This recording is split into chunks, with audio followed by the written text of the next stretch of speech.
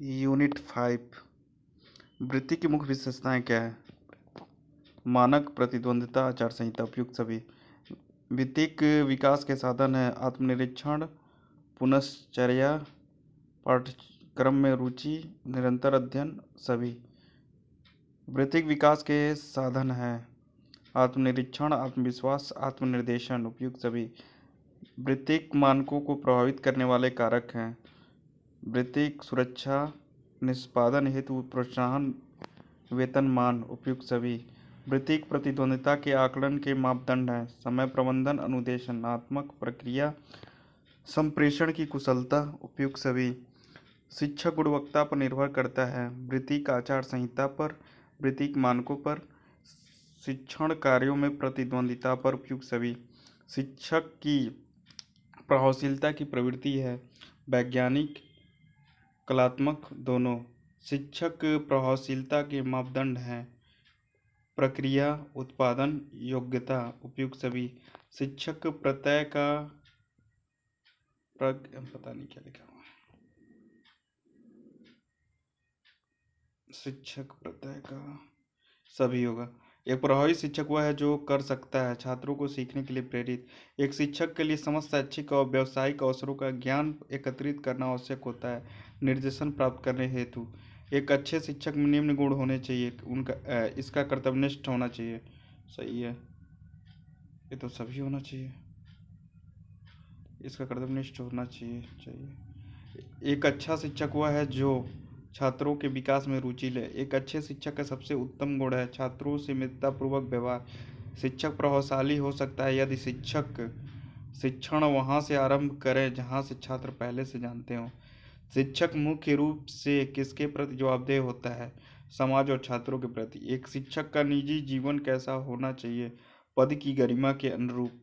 शिक्षक के किस गुण को छात्र अधिक पसंद करते हैं? उसकी निष्पक्षता। क्रियात्मक अनुसंधान है बाह्य मूल्यांकन, आंतरिक मूल्यांकन, दोनों। क्रियात्मक अनुसंधान का मुख्य उद्देश्य व्यावहारिक। क्रियात्मक अनुसंधान का है व्यावहारिक। अच्छे शिक्षक को किसका ज्ञान नहीं क्रियात्मक अनुसंधान का संपादन करता है शिक्षक।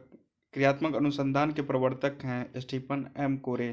क्रियात्मक शोध की रूपरेखा होती है लचीली। क्रियात्मक अनुसंधान हेतु सोपान है 7 है। क्रियात्मक अनुसंधान संबंधित है शिक्षक से शिक्षार्थी से, विद्यालय से।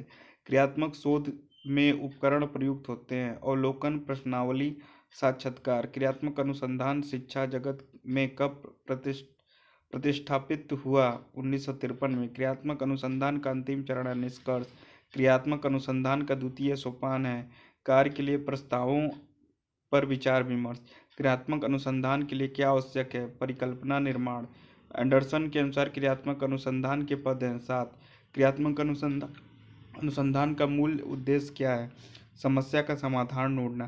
क्रियात्मक अनुसंधान के निष्कर्षों का रूप होता है व्यवहारिक रूप। एक अच्छे शिक्षक को किसका ज्ञान होना चाहिए?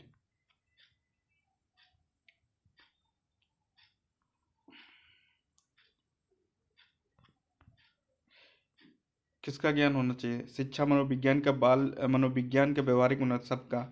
एक शिक्षक को सबसे महत्वपूर्ण विशेषता है छात्र कल्याण की क्षमता, प्रभावी नेतृत्व का गुण, अच्छे संप्रेषण की क्षमता, विषय का गुण ज्ञान। एक शिक्षक के लिए सबसे महत्वपूर्ण क्या है? छात्रों की कठिनाइयों को दूर करना। इनमें से कौन सा अच्छे शिक्षक छात्र संबंधों का लक्षण है? गर्मजोशी और स्वीकृति के न्यूनतम स्तर का शिक्षक द्वारा कक्षा में प्रयोग करना।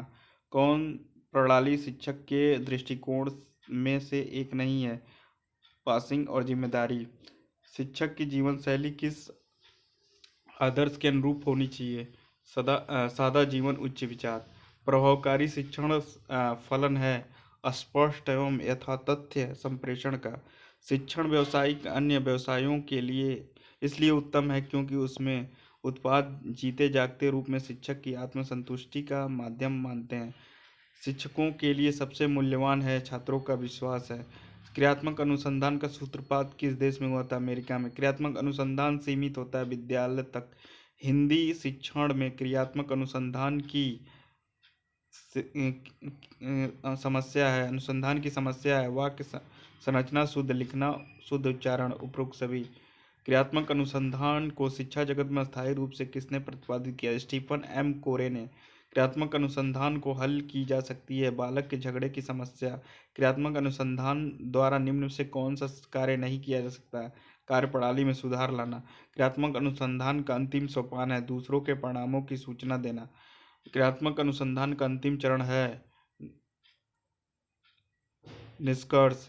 एनसीईआरटी विद्यालय में क्रियात्मक अनुसंधान का प्रयोग किया जा सकता है शिक्षण विधियों एवं प्रविधियों में सुधार हेतु, विद्यालय में अनुशासन से संबंधित समस्या के सुधार हेतु, छात्रों में अध्ययन के प्रति रुचि विकसित करने हेतु। उपरोक्त सभी। क्रियात्मक अनुसंधान के विषय में कौन सा कथन गलत है? इसके परिणामों का सामान्यीकरण किया जा सकता है। एनसीईआरटी द्वारा भारत में क्रियात्मक अनुसंधान की प्रथम पुस्तक रिसर्च इन एजुकेशन की रचना कब की गई थी? 1962 में। क्रियात्मक अनुसंधान के महत्व के बारे में कौन सा कथन सही नहीं है? समस्याओं का हल अभ्यास में लाया जाता है और मूल्यांकन सही नहीं किया जा सकता, यही गलत है। निम्नलिखित में कौन सा शोध चरण शोध को क्रियात्मक अनुसंधान बनाता है? उपकल्पनाओं का निर्माण।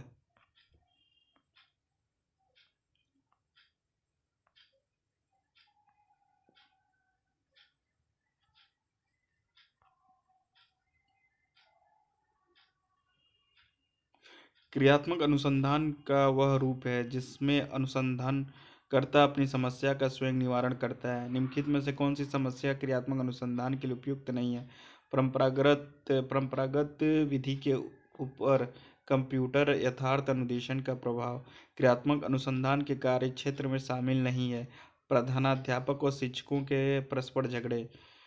एक अनुसंधान जो सामाजिक समस्या से संबंधित होता है तथा विद्यालय की जनशक्ति द्वारा विद्यालयों में क्रियाकलापों योग्य सुधार हेतु संचालित किया जाता है वह कहलाता है क्रियात्मक अनुसंधान।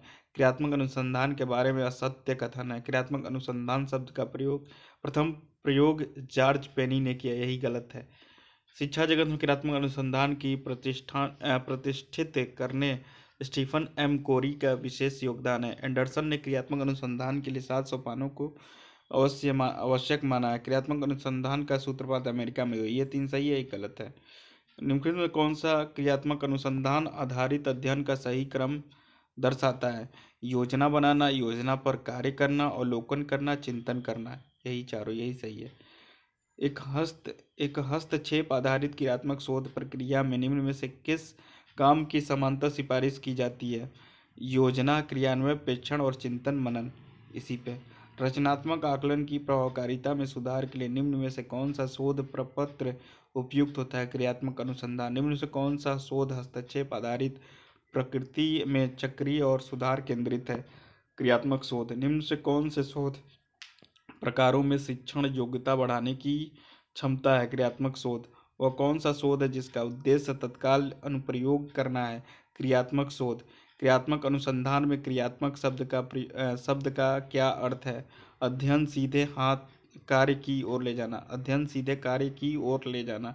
निम्नलिखित में से क्रियात्मक अनुसंधान से संबंधित नहीं है? बौद्धिक परिवर्तन, शिक्षकों का विकास, प्रबंधन और प्रशासन है, मूल्यांकन, यही बौद्धिक विकास नहीं है।